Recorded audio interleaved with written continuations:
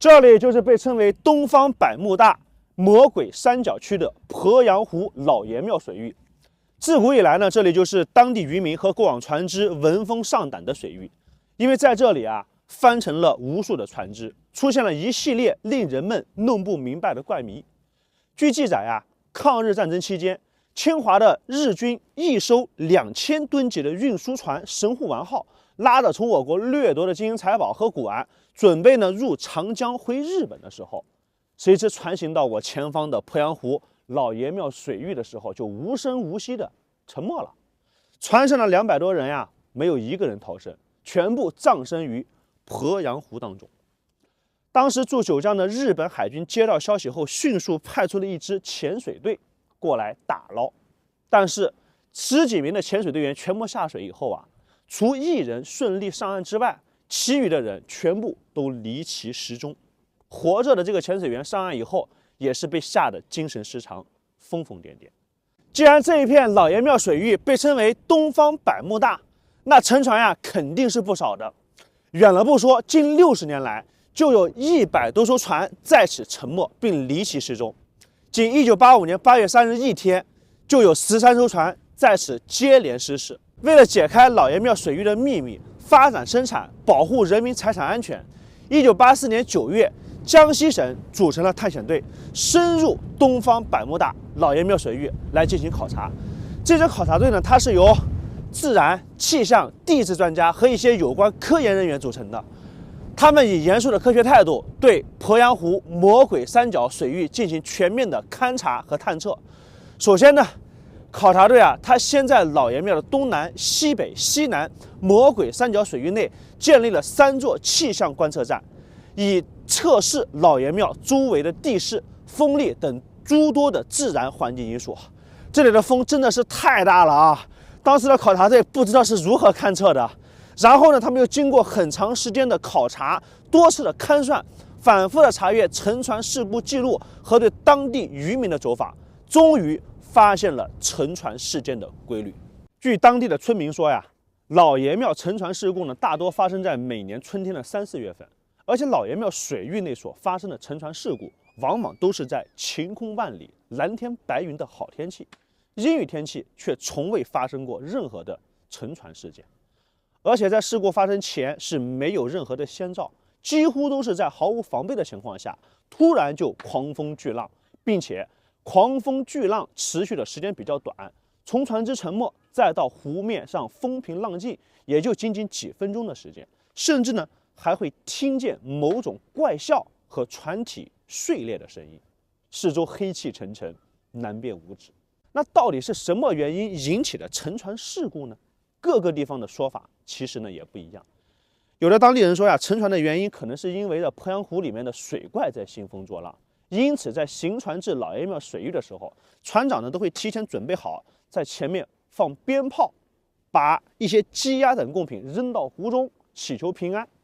还有村民说呢，曾经有人在鄱阳湖西部的地区目睹过一块呈圆盘状的发光体在空中啊游来游去，长达8、9分钟，然后呢钻到了鄱阳湖的底下。当地呢曾经把这个情况呢上报给有关部门，而有关部门也未做出建设性的解释。所以有人猜测呀，那是因为外星人的飞碟降临了鄱阳湖老爷庙水域，像幽灵一样在湖底不停地运动，从而导致沉船不断。但是这些民间的传说呢，它只是传说而已，专家认为不靠谱。后来经过专家的科学测量发现，老爷庙水域呢经常会发现沉船的原因，是因为老爷庙水域的水文情况相当复杂。那有几股强大的水流在老爷庙水域交汇到了一起所造成的。另外呢，鄱阳湖的南湖湖面开阔，除主潮外，流速一般都在0.3米每秒。